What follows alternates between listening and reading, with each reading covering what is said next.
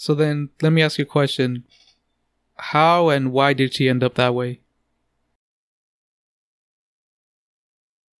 I think in the story they explained that she came out defective. Mm-hmm.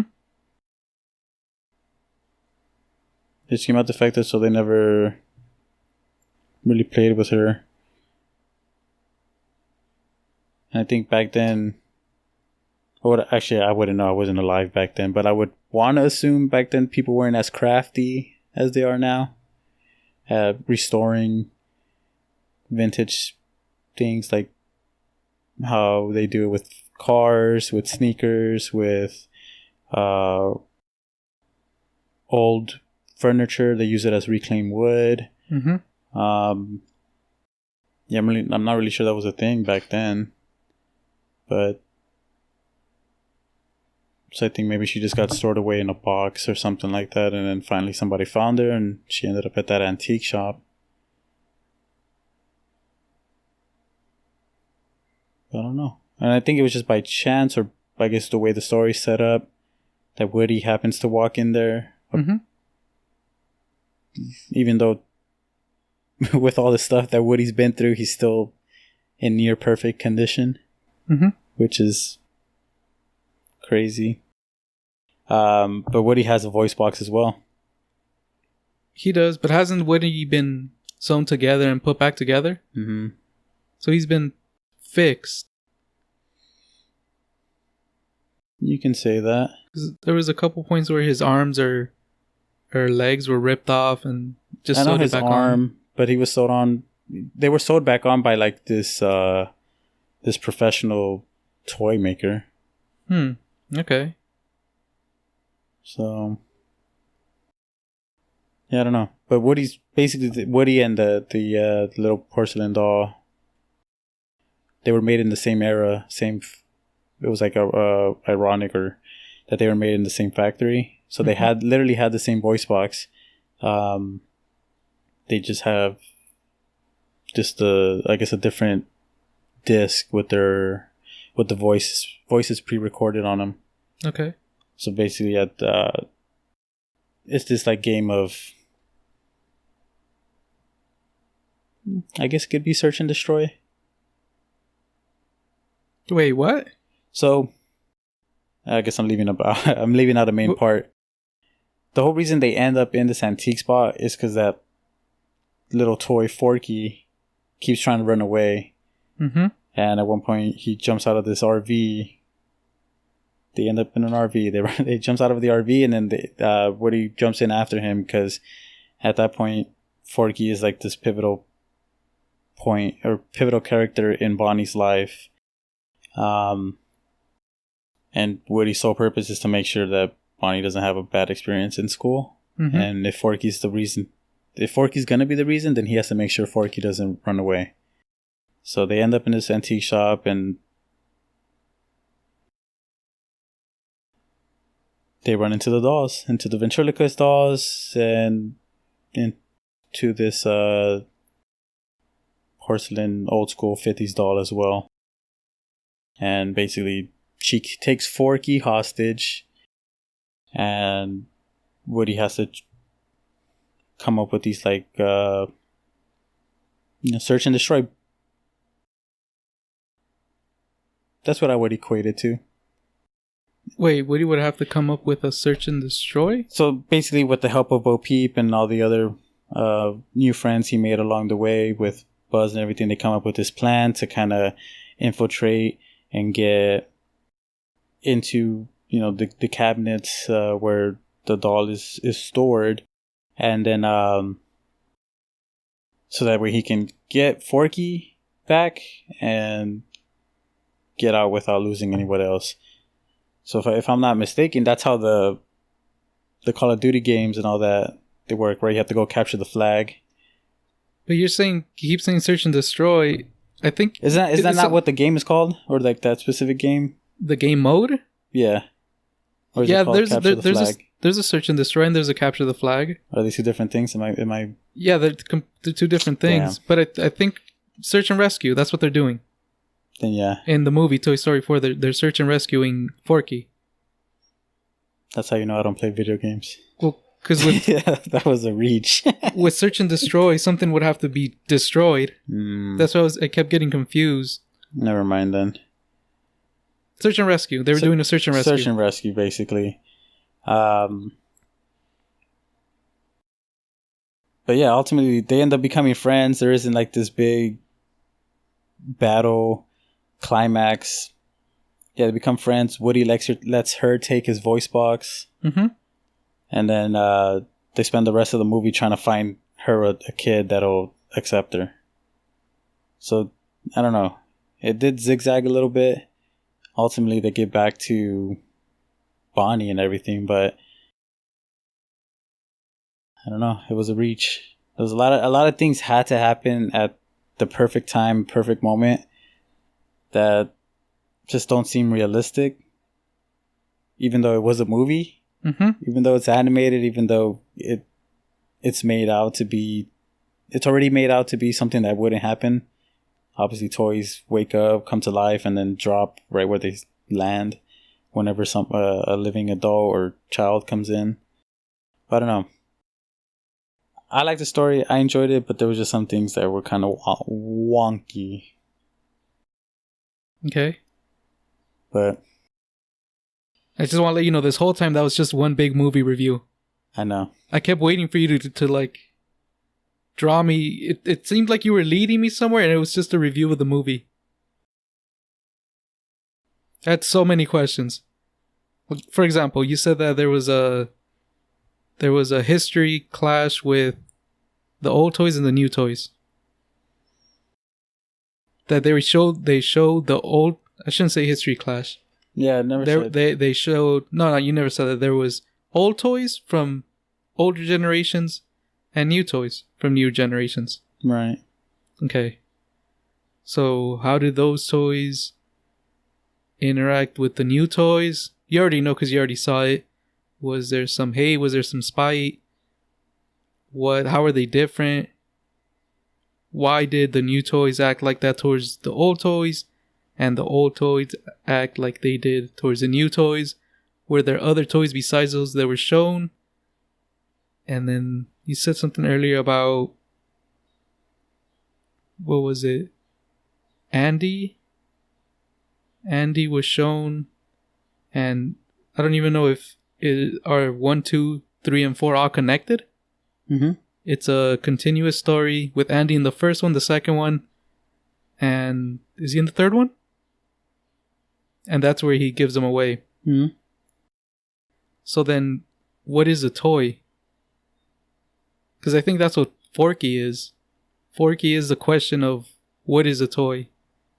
Because all she did was got the googly eyes to a spork and put, I'm not sure what the Sporky's arms are called. They're bendable, like fuzzy fur. Like felt wire. Some kind of wiry fur. Mm-hmm. But my point with Forky is he brings up the question of what can be considered a toy. If I got this microphone, put some googly eyes next to it, put some those little arms, is he a toy now? Or does a child need to make it to be a toy? Can an adult make a toy? Well, no, adults do make toys. So how does a toy come to life? Through the kid's imagination, I would have to say. So then in that case, anything can be a toy. Only if the limitation is the kid's imagination. Yeah. Well, what about kids that don't have imagination? Are they doomed to not have toys? Then you said something about when a child is not succumbed. A child is product of his environment, but you said, what's the word where you do something over and over again? Habits. A child is I think I said it's hard to break their habits when it's all they've ever known. Okay, and if a child is forced to be an adult early on, then he never has an imagination because he can't have an imagination because he's forced to live in the real world. So he's I wouldn't robbed. say they don't have an imagination. I think they still do. They just were forced to not have a childhood. Doesn't necessarily mean it takes away their imagination. Okay. Then it might take away their ability to create toys. If they don't have the resources to make a toy, or I guess if their imagination is a limiting resource, which isn't really limiting because it just depends on the kid. Yeah, so then what is a toy? Who can make it? And I really like the idea of Forky. Or is it Sporky? What's his name? Forky. Even though I haven't seen the movie.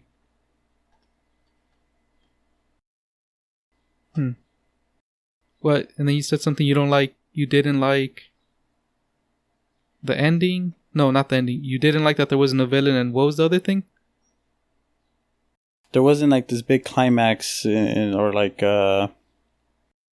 do or die scene. Alright, well, hold on. Let's say on that do or die scene. Why did you want one?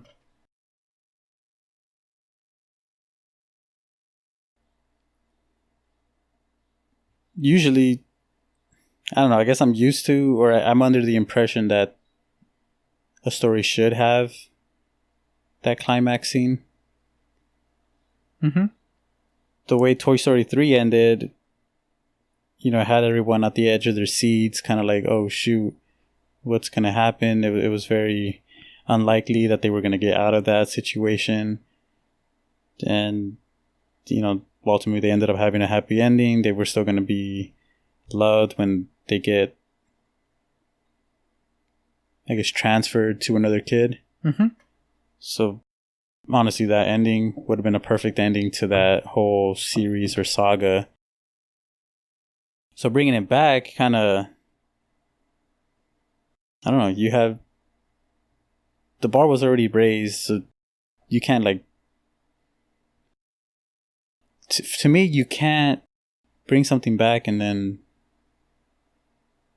come short to where the bar was at. Go on. What do you mean by that? So let's say with Toy Story 3, it ended up like, with like the suspense meter was at a 10. And you bring back you bring back the story. You're trying to add on to it, and the story's building. Like, oh shoot, are they gonna make it back in time? Just like the other 3 movies. And then out of nowhere, they switch it up and like, oh no, this is not the villain. You're just a hurting toy. Let me help you. And then it just kind of like drops off. So there isn't like this. The suspense meter kind of drops off at 6, and you're kind of like feeling kind of like you've been prepped for something to happen, and then you're kind of just like a big letdown. It sounds like you want the climax to be the ending? No, but at least I wanted something to happen. Okay. So no one sacrificed themselves, nothing. It was just, oh no, wait, let me help you. Instead of, I guess, staying focused, staying true to his main goal of helping his kid, Bonnie, getting that fork back to her. Okay, so the ending, you wanted it to be more of a satisfying ending? Satisfying being more intense. Yeah. So, did they end it with the potential for a 5th one? Or they ended it and that's it? I think they could figure out a way to bring it back. But if they didn't, I think it's an okay place to end it as well. Well, it was an okay place to end it in the 3rd one as well. It was a perfect place to end it in the 3rd one. But, I don't know. They do bring up this thing about being a lost toy. That's like a theme that keeps on recurring. And at the end, spoiler alert, Woody doesn't make it back or leave with the rest of the group. So he becomes a lost toy. A lost toy. But then Buzz actually says something that I thought was pretty clever. He's like, nah, he's not lost anymore.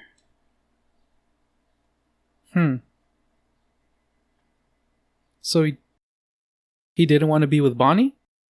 He did want to be with Bonnie. That's why he stayed behind. Sounds like he sacrificed himself. No, because everything was already done. So it was literally like the last scene.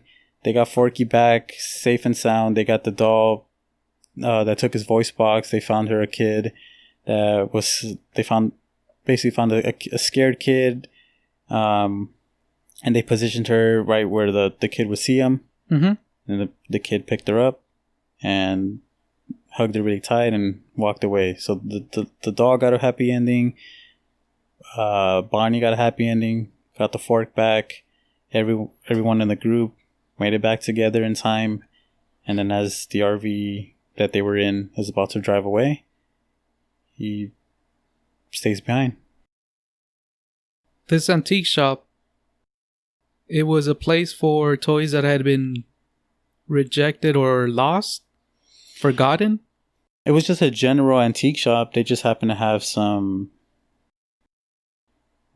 toys. I know, but what would you say about the toys there? Were they there by choice? Were they forced there? Were they lost, confused? Did they hate children? Did they love children? Tell me more about that antique store and the toys there. Nah, they were all hopeful. I mean, besides the ventriloquist dummies. Wait, hopeful. What do you mean by they're hopeful for? I mean, they didn't have any. What's the word I'm looking for? So like every time they brought up, oh, you have a kid, like they were like, oh shoot, you have a kid? What's it like having a kid? Like they were always kind of like, damn, you know, I wish I had a kid too. They weren't angry, they weren't vengeful towards children. They didn't have the attitude that the previous villains had in the other movies where they were like, oh, these kids, they're ungrateful, blah, blah, blah. So they were always, you know, like it's trying to be under. I would actually compare it to like an orphanage home. Right, that's where I was going. They were hopeful to get adopted. Yeah, so they would always want to be showing their best side, make sure they were polished and clean and everything, because they were on display. So I would want to say that was their goal. Right, they had no ill intent towards children, and they were just hopeful, except those ventriloquist dolls that you kept saying. So when you're describing the antique shop now, it reminds me of, what was it, Peter Pan? Peter Pan and the Lost Boys. Is it Peter Pan? Peter Pan's the green fairy that flies, right? Is he a fairy? Is he a fairy? He's the leader of the Lost Boys.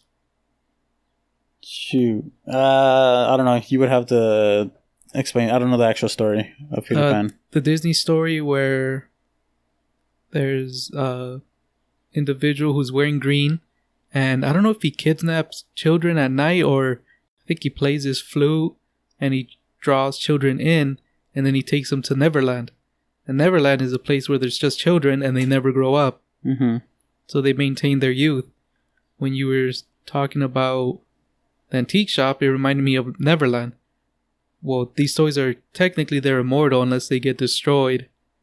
And even then, have they shown the limits of a toy? Like, how much can they be broken and taken apart before they're dead, I would say. Because Mr. Potato Head's really interesting in that he's one character that is meant to be destroyed and put back together. Minus his body. I see the point you're trying to make with Neverland, but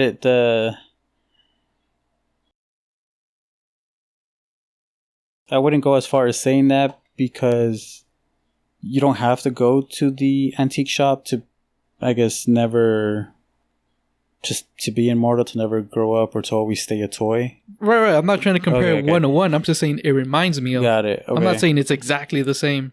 It reminds me of Neverland. And as far as like the limitations, there aren't really any. The reintroduction of Bo Peep, you find her, obviously, like I said, she looks like she went through some things. She's had all these experiences, and she had this bandage on her arm. And at one point, she goes to help Woody get up, and her arm falls off. So since she's porcelain, obviously, I would say she's a lot more prone to damage than a plastic piece of toy like Woody. Right. So yeah, she had her arm broken off, and it was still like it wasn't like one of those things where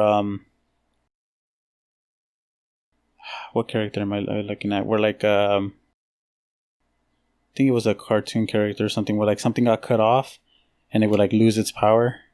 It would just I'm not sure what you're talking about. It's happening in multiple things, but my first option, I can't remember what it was called, but the second one I'm thinking of. Did you ever watch that?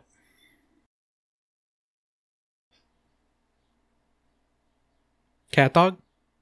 Enchanted or? That's about witches? Oh, fuck. Or the cartoon? It's a Disney story. That Disney princess with the super long blonde hair. It's a movie? Yeah, Tangled. Okay, yeah, I did see Tangled. Tangled, where she like is always hopeful that the prince will come and she'll let down her hair and everything. So at the end of the movie, they cut off her hair, and instead of it staying gold and you know just bright and or like glowy. Right. As soon as you cut it off, it just died and it turned black, and it was just like it lost its power, its ability. And this, like if the toy loses a limb or whatever, it doesn't like lose its power. It doesn't become useless because Bo Peep was still able to use her arm. She just reattached it with some tape, and then when she came back to life, it was like if she never lost it. Yeah, but Mr. Potato Head always loses his parts. Well, that's what he was built for. That's what he was built for.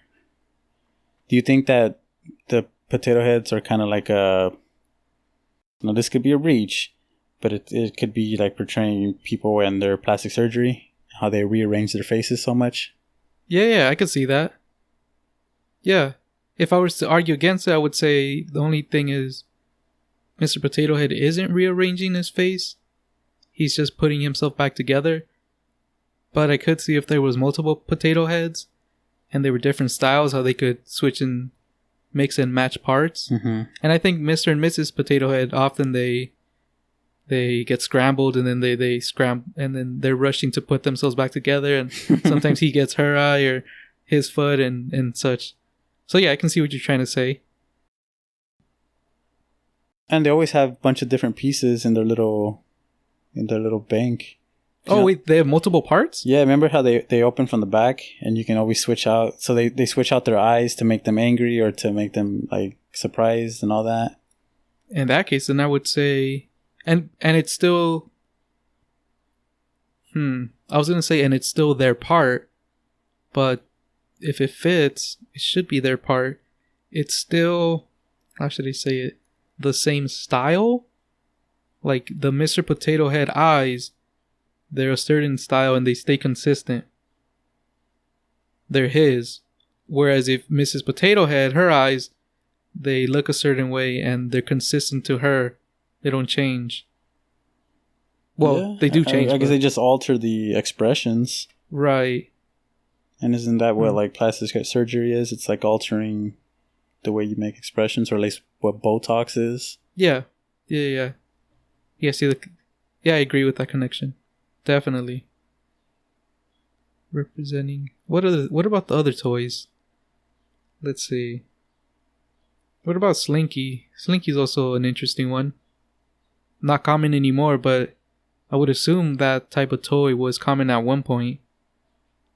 Not the dog, but the Slinky itself. Because the Slinky is just a metal or a plastic coil that just stretches and comes back together, and then you could go up and down and make it form some kind of rainbow and kind of play with it. That's a boring ass toy. A Slinky? I would never think that any kid would ever say, you know what I want today? A Slinky.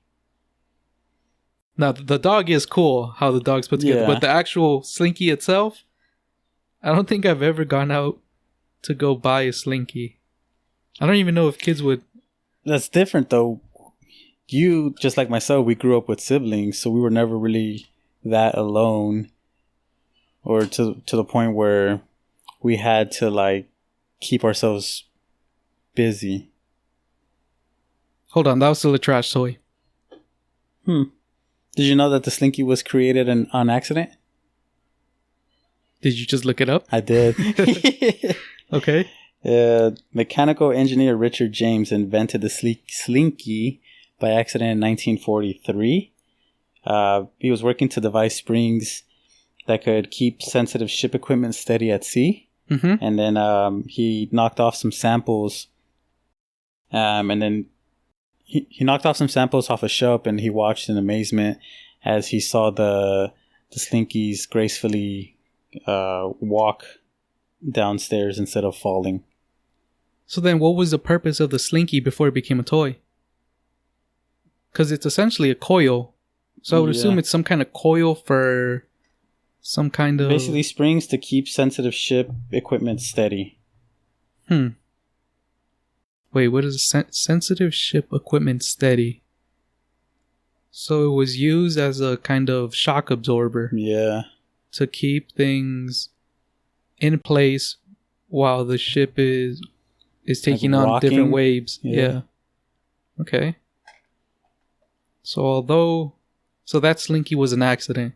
Or the Slinky toy was an accident. And then that individual went back to wherever he went back to. Started, I'm assuming, selling those Slinkies, or something happened along the way where those Slinkies started to be sold as toys. Mm-hmm. So that was an accident. But you know what's not an accident? This next week's episode. Because we are coming in hot and ready for... No, I don't know if we are or are not. I'm like, what? But you wouldn't play with a Slinky? Back then or now? Well, back then. No. Picture now yourself. I would. Now you would? Yeah, now I would. Picture if you were a single child. Okay. And you never went out, never anything. You just had to keep yourself busy. Okay. You wouldn't play with a Slinky? No. Use your imagination? Guaranteed I would have 2 tattoos, one on my left side, one on my bottom heel. And I would probably be playing guitar with a hat, little straw sticking out of the side of my mouth. Probably a bowl cut, because why not? And whatever. Nah, not with the Slinky. I would rather draw. Would I play with one? I don't know. I do remember at one point when I was smaller and I did play, I did come across one. I was kind of imagined there was like energy. So I was like manipulating energy waves like in Dragon Ball Z. You know how they make the energy come out of their hands? I was like... Because I remember I would do that a lot in the pool. Oh, yeah, with the water? I was trying to make energy waves, but I think that... I mean, eventually I would get tired of the Slinky.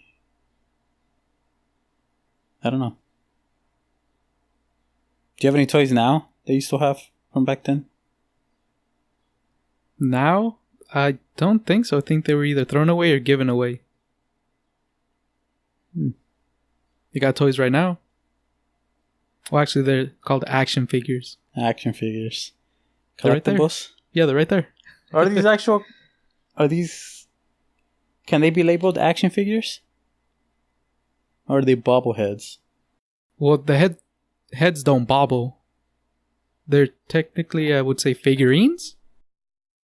Actually, I don't know what well, they're called pops, but I don't know what else they would be labeled as. Vinyl figure. weren't the first pops actually bobbleheads? I'm not sure. I can see how they do have that bobblehead structure, the big heads with the tiny bodies, minus the fact that they don't actually bobble. Well, this BB-8 says vinyl bobblehead. You know what? Do they bobble? I don't know. To be honest, I've never opened one. Do you want to ruin its value by opening it? Nope. You know, if they do bobble, then I don't know. No way that BB-8 bobbles. It literally says vinyl bobblehead. Nah, they'll put anything on pops nowadays. Wait, I mean, if it doesn't bobble, you got a lawsuit on your hands. You know what? It also says based on a true story. So I don't know how much I can believe that. Where does it say based on a true story? No, just kidding. It doesn't say that. So to be like, oh, guess who's suing the manufacturer? Anyway, you have anything else? No. Not really. But thanks for listening to me ramble on my... Yeah, I don't know. I turned into a rabid dog at the beginning of this. I just started rambling on this, like, all the things that I saw was cool and wrong with it, but no. Yeah,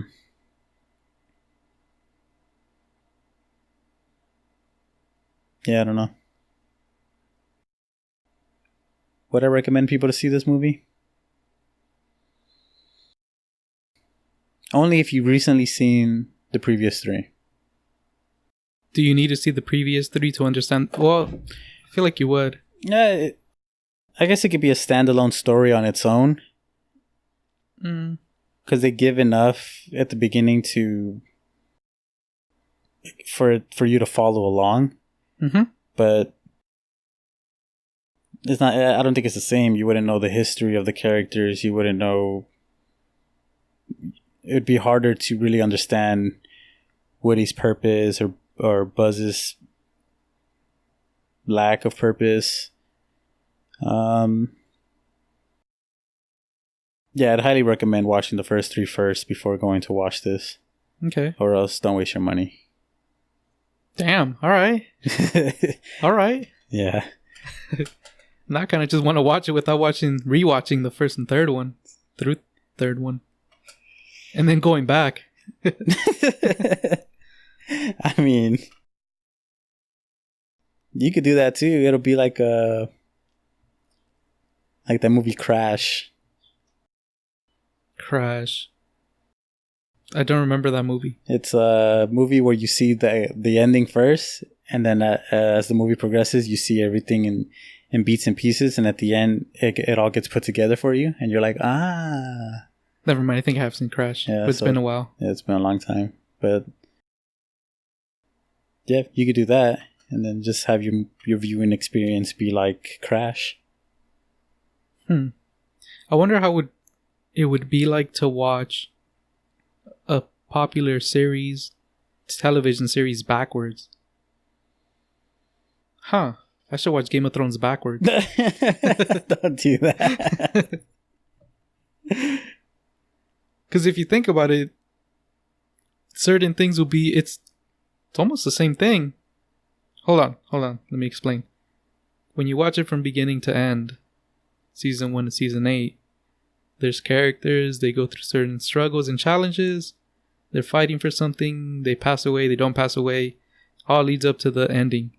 If you watch it season 8 to season 1, there's characters, they come back to life, their struggles and anything that they were challenged with was they resolve them. No, they get them. Because when you're watching it straight through 1 through 8, they're resolving those problems or issues. Either by them resolving it or by death. When you watch it the other way, you're watching them get them. There's character deterioration. Regression, I guess you would say. Yeah. So you're watching it backwards. You get a different experience watching it backwards. So it's kind of like and you get to see the characters that you love. They don't die; they come back to life. Oh man! No, I'm not gonna watch it backwards. The only way I see that working. Actually, I never mind. That doesn't work. I don't think it does. That doesn't work. Because it would be those big climax moments where something gets revealed. You're kind of just figuring out how that happened. Then would it be like a puzzle where you put in pieces together? No, because the Game of Thrones series is literally a straight line in the way events happen. You're kind of jumping around region to region, but it's all happening in order. Yeah, that's even better. Then it is a puzzle that you're working through backwards. Well, I guess I understood it differently, because like with Crash, you're not getting everything in chronological order. You're getting bits and pieces in the middle, in the beginning, at the end. So at the end, once everything's put together, then you see the whole straight line. But since it's a regression, when you have a puzzle, when you do an actual puzzle board, you open the box and the puzzle is all scattered, and you're putting it together piece by piece, and that's what Crash is, and that's what Game of Thrones season 1 through 8 is. You're piece by piece. Game of Thrones season 1 through 8 is like if you're building the puzzle from left to right. Yeah. But if you're watching it backwards, you're building it right to left. And then Crash is literally you're building this corner, then the left corner, then this corner, then you got pieces in the middle, and then slowly they all start connecting. But you're still building it piece by piece. Piece by piece to make an image. Yeah. But it's just in the order you're building it in. I would say in the opposite way, it's completely different because the image is already there. You're taking it apart piece by piece and putting it back in the box. Ah. Okay. That works. And I think that's how it is when you watch. If you were to watch something from the end to the beginning, it's already there. Now you yourself have to not piece it together, but kind of like pick it apart. Why did this happen? Oh, this happened because of that? That's one piece. Why did this happen? Oh, that's why this piece so did this like piece, did this piece, and take it apart. 48, like you already know what happened. You just got to figure out how it happened. Yeah, like a murder. Yeah. It already happened. Now, figure out what happened. I guess it would be like that. So I think that would work for like a series that has to do with a murder then.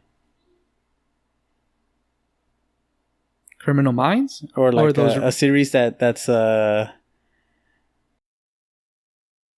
series that follows like a group of people that conspire to act out a murder, and like the whole 10 episode series follows them and their planning and everything.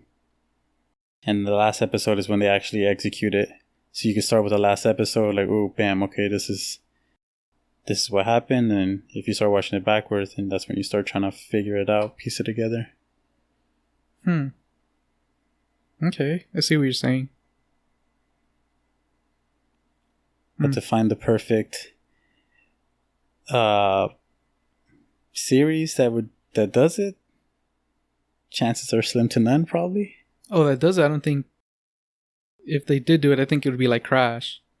Yeah. Yeah, but I'm not going to watch it backwards. Nope. What if you had already watched it once, going the normal way? And then watch it going backwards? Then I already know what everything happened. How it happened. But like, let's say you wanted to watch it objectively backwards, just to test out this hypothesis. I can't. Because I already watched it. Yeah.